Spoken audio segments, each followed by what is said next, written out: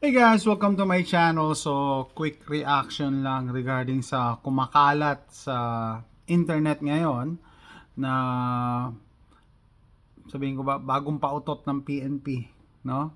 Nakalagay dito, as per Chief PNP's guidance during today's command conference, restricted na ang civilians sa pagbili at possession ng hollow point slash special ammunition. So, pakita ko na rin. Yan. Special. Ha? Anong pinagkaiba ng regular ammunition sa special ammunition? Meron ba sa inyo nakakalam? Yung special ammunition, may ice cream sa ibabaw. Joke lang yun. Parang halo-halo lang ah. Yung special halo-halo, may ice cream sa ibabaw. Yung regular halo-halo, walang ice cream. Anyway, yan nga, yan ang paki-define muna nila. Ano ba yung special? Siguro, sige, let's assume dahil gun owner tayo. Okay, so, balik tayo dito. Yep, by the way, yan nakalagay. From PNP Masons Community. Anyway, hindi pa yan official, no? Chismis pa lang. Usap-usapan. A few months ago, nagbigay ako sa inyo ng hint na sabi ko, oy, meron tayong insider information na ganito mangyayari. Babalik daw nila yung 556 pero may kapalit. And then meron pa ang hater na nag-comment, oh, meron ka insider, wala ka namang alam dyan. Oo nga, nagkatotoo. Tapos, katakot-takot na press release na siya na yung PNP about yung pagbabalik ng 556 and yet hindi nila binalik. May isa pa tayong issue na pag-uusapan yan. Pero, concentrate muna tayo dun sa hollow point at special ammunition. Ganun siya ka-special, may ice cream sa ibabaw. Anyway, ito yung kinikerry ko ngayon, no? Tagal ko lang kinikerry itong GX4 eh. I don't know, siguro dahil wala naman ang problema kaya wala akong reason para palitan siya. Okay? So, dati, alam niyo, nagro-rotate ako ng carry pistol eh. No? Anyway, lahat na makita nyo, we're safety check prior to filming. Yan, Taurus GX4.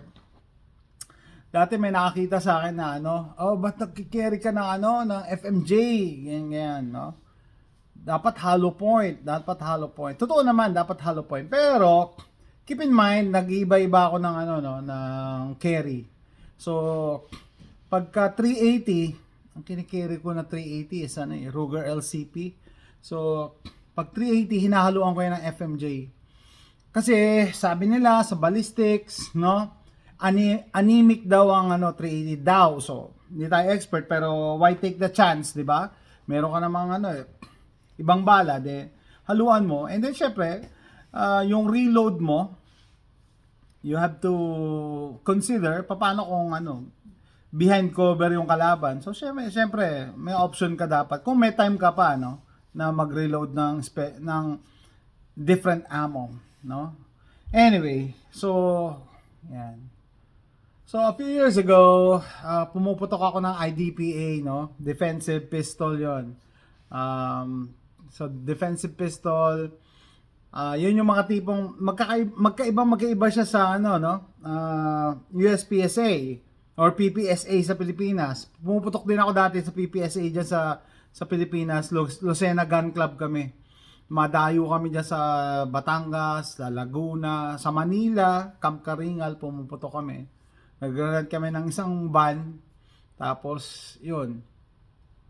Pabiyahe kami. Kunyari, nung pumunta kami sa Camp Karingal, isang van kami. Ganyan. So, pero, syempre, kaya ako sinabi yun. Kasi yung PPSA, ang rules nun, pwede ka pumutok habang tumatakbo. Pwede ka mag-reload habang tumatakbo. Pero yung IDPA, defensive situation ang tinuturo sa iyo eh. So, hindi ka pwedeng pumutok while on the run, hindi ka pwede mag-reload while on the run, dapat behind cover ka. And then kasama rin sa tinuro sa amin ng instructor namin sa IDPA is you should carry hollow points or what they call safety slugs. They call it safety slugs. Safety, no? So imagine niyo, safety slug yan, tapos ipagbabawal ng PNP, assuming na matuloy ito, assuming lang, no? Pag-uusapan natin yung importansya ng hollow point sa pag-carry. Bakit nila tinatawag ng safety slug to? Bala lang yan. Dapat tawagan yan, special ammunition yan. Hindi yan kasi dapat FMJ. Safety slug, kasi i-research nyo na lang, available naman online Kaya tinatawag ng safety slug is, ano ba yung isa sa mga rules ng gun safety? Know your target and what's beyond your target. So gusto mo ba yung binaril mo, kunyari napa-encounter ka or ginamit mo yung self-defense, gusto mo ba yung binaril mo, tinamaan mo na siya, tapos tatamaan mo pa yung nasa likod niya? 'Di ba? Kasi yung bala hindi yan titigil hangga't walang tinatamaang matigas na bagay or yung buto. Kung puro flesh wound, boom, tagusan, pati yung mga tao, yung mga bystander, tatamaan. Pati yung mga nagtitinda ng sigarilyo, tatamaan. Naglalako ng sampagita, tatamaan. Yan ang danger ng pagkikerry ng FMJ or full metal jacket. Yan ang danger. Kaya mas maganda kung magkikerry kayo ng hollow point. It is considered as, also known as safety slug. Safety. Plus, sa bahay naman, sabihin mo, hindi ka nakikerry. Yung baril mo, pambahay lang yan Di ba? Gusto mo ba kung may home invader, may intruder, or may masamang tao sa bahay mo, pagputok mo, yung natutulog mong anak sa kabilang kwarto, tatamaan sa ulo? Kasi tumatagos Di ba sabi ko sa inyo, paano pag tinamaan mo sa nagpakawala ka? Flesh wound lang ang tinamaan doon sa masamang tao, sa bad guy. Tapos tatagos sa pader. Paano kung kahoy lang ang bahay nyo? Hindi yung sementado na buhos kahoy na may partition lang din na kahoy, may space. Tatagos pa din yan. Yun ang danger, di ba? So, either, pag yan yung talaga yung primary weapon mo, mas maganda, safety slugs ang gamit mo. Kahit pa paano, may peace of mind ka na hindi madadama yung anak mo na natutulog sa kabila o yung biyanan mo. Baka sabihin ng iba, okay lang yung biyanan. Hindi, joke lang yun Joke lang yun. Hindi, basta yun, para wag madama yung ibang tao dyan sa kabilang kwarto. Kaya nga tinatawag siyang safety slugs. And pati sa mga vehicles, 'di ba? Pag pumotok ka sa vehicle, once na may tinamaan 'yan, may stop na 'yan. Mag-expand siya, nag-expand. Hindi siya nagpe-penetrate. Okay? So, dati nung bago pa yung 9mm, naalala ko bata pa ako noon Sabi ng uncle ko, ayaw namin. Uncle ko nasa military at that time. Ayaw namin ng 9mm kasi pag tinamaan mo yung tao, nakakatakbo pa. Kasi wala pa yung bullet technology na yun FMJ pa lang ang gamit Clean wound pa lang yung tatawag nila, Tumatagos lang talaga yung 9mm. Pero pagka gumamit ka nga ng hollow point ngayon, in this day and age, tutumba talaga. Kahit maliit lang yan. Compared sa 45, 'di ba? Dati merong issue 45 versus 9mm. Maganda 45 kasi tumba agad. Yung 9mm makakatakbo pa. Well, depende sa bullet. At saka depende kung saan mo tatamaan yung tao, 'di ba? Kung 9mm nga tapos naka safety slug ka, headshot, tumba 'yan. O tinamaan mo siya sa sternum, sa dibdib, tumba 'yan. Kasi mag-expand agad Ganun 'yun, So, depende. Pero, mas, ina-advise talaga, kahit saan kayo mag-train, pag kayo magkikerry, dapat safety slug. So, pati yung mga pambahay lang na baril, at, yan yung primary weapon nyo, mas maganda naka-safety slug kayo, para, yung babarilin nyo, yun lang talaga. So, you are promoting safety, babalik tayo dyan sa PNP, Kung sakali man na totoo to, bakit naman nila ipagbabawal, And bakit tinatawag na special ammunition? Bakit special, 'di ba? Parang kakaiba na naman, gusto na naman nilang palabasin na nakakatakot. And if ever na totoo nga to at i-implement na naman nila, hindi ako nagdududa na totoo to. Bakit? Kasi mula nung umupo naman yung chief PNP diyan si Marbil ano bang ginawa? Puro pagbabawal. So para sa akin yan? It's anti-Filipino. Bakit? Kasi may threat ka nga sa China, tapos puro pagbabawal gagawin mo, imbis na luwagan. It doesn't make any sense. May threat sa China. Nilinaw na yan ng mga, ng military, nilinaw na yan ng presidente mismo ng Pilipinas, si BBM, may threat sa China. Si Amy Marcos nga, sabi, may nakatutok ng mga rockets dyan sa inyo. And then, syempre, after nila magpakawala ng rockets, boots on the ground, no? May threat. Huwag nyo i-deny na walang threat. And yung mga nagme-message sa akin, sir, tagal na ngang naka-red alert kami. Yung mga nasa serbisyo matagal na daw sila naka-red alert Or matagal na silang may advice. Yan nga yung threat na yan. Tapos didisarmahan mo ang Pinoy. So, kanino ka kampi? Kanino ka nagtatrabaho? Nagtatrabaho ka ba para sa kabutihan ng mga kababayan mong Pilipino? O para dun sa mga hindi natin mahirap nang sabihin, pero, di ba, makes you ask the question, para saan yan? Para saan yung pagbaban ng training, CQB training? May nag-comment pa ba, masama naman po talaga ang CQB training kasi delikado Delikado yan para sa masamang tao, kaya ka nga nagtitraining. That's the essence of training, para matuto ka, para maging safe ka. Di ba? Para when the time comes, di ba, magkikick in yung training mo. Alam nyo guys, no, siguro mga non-shooters, shooting is a skill. Skill yan. Pinapractice yan. Pag bumili ka ng barel sa gun show, maganda to, maganda. Tapos kaya ko naman, may pera ako. Pero hindi mo naman pinapractice, tatago mo lang sa cabinet mo. When the time comes, pag emergency ba, makakapag-reload kang ganyan. Tapos makakapagkasaka, tapos maano mo.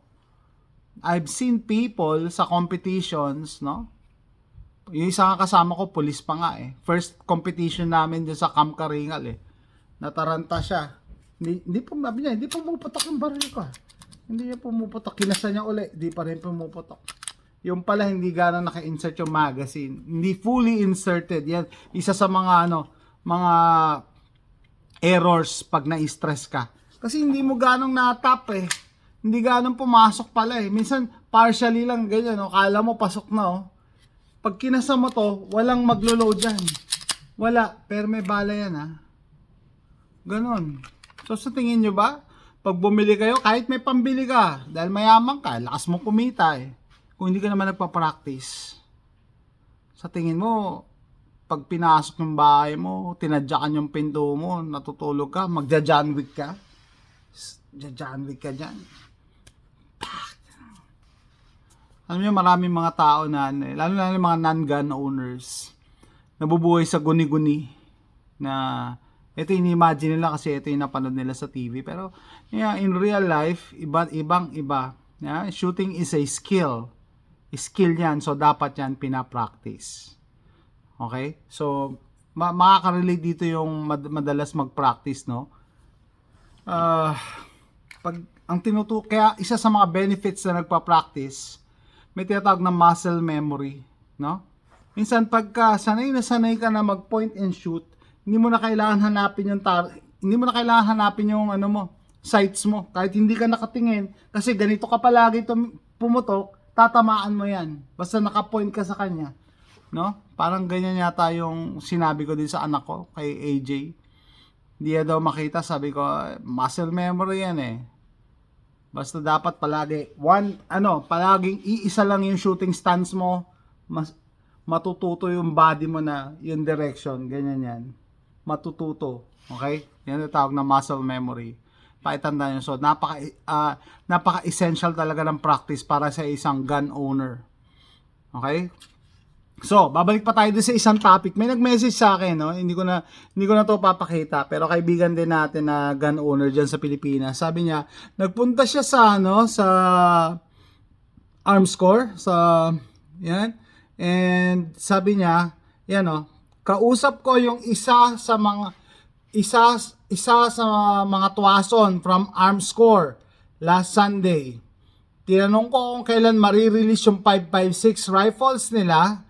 Ang sabi sa akin, binawi daw ng chip PNP yung 2024 IRR, kaya hindi pa rin sila makapag-release. Is there any way to confirm this? Kaya sabi ko, Charles, paki-check, paki-confirm kung totoo.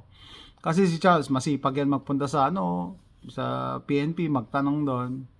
No? Pero di ba nakakalungkot? Naglaban o bawi yung chip PNP? Pinaasa kayo. Kaya nakakahiya yung general General Silo, nakakahiya, no? March 2024, proud na proud pa siya. Allowed na po na karoon ng mga civilian ng 556, tapos bumanat na yung mga mainstream media dyan na bayaran. Delikado magkaroon ng in-interview agad nila yung Brainless Society. Ano na ngayon, patapos na ang July, wala pa rin. Bakit? Baka nga totoo to. Baka nga binawi. Baka nga naglaban o bawi yung Chief PNP. I'm sorry to say, yung nakaupong Chief PNP ngayon, anti-gun, anti-Filipino. Kung kailan may threat, saka mo gagawin yan, di ba? Mamaya baka mamaya dumating yung need na kailangan natin yung mga baril natin, it's gonna be too late. Kahit sabihin mo, sige, luluwagan na namin. Wala na, andyan na yung mga kalaban. Nagmamarcha na sa Manila Bay. Di ba? Hindi pa rin tayo natuto sa Ukraine. Sinabi nung speaker ng Arms Corps, no? Hindi pa rin tayo natuto sa Ukraine. Inatake sila, saka pa lang sila nagkumahog magluwag ng baril. Hindi pa rin tayo natuto sa Israel. Inatake sila noong October 7. Ang hirap-hirap pala mag-carry sa Israel. Tapos nakakita tayo mga pictures, mga babae naglalakad ng naka-M4. Hindi pala totoo yun. Hindi mga civilians yun, mga active duty yun. Pagka active duty ka sa Israel, required ka na dalhin yung baril mo all the time. Kahit naka-civilian clothes ka. Pero yung mga civilians nila, grabe, pahirapan para makabili ng baril at makapag-carry. So hindi pa rin and after the October 7 incident, di ba? Israel nag-release sila ng statement, luluwagan na nila yung pagki-carry ng baril. So hindi pa rin tayo natuto doon. Ano hinihintay ng Pilipinas? So makes you wonder. I'm gonna question talaga, kino-question ko talaga yung mga nakaupo sa atin. I mean, di ba dapat kaya kayo nakaupo dyan is para protektahan ang sambayan ng Pilipino, mga citizen? Sino pinoprotektahan nyo? Sa ginagawa nyo yan, yung mga pagbaban na yan. Pagbaban ng training, ito, possible, pagbaban ng hollow points. Sino pinoprotektahan nyo? Kayo nga, paisagot mga kababayan. So, let me know what you think. Thanks for watching. Bye.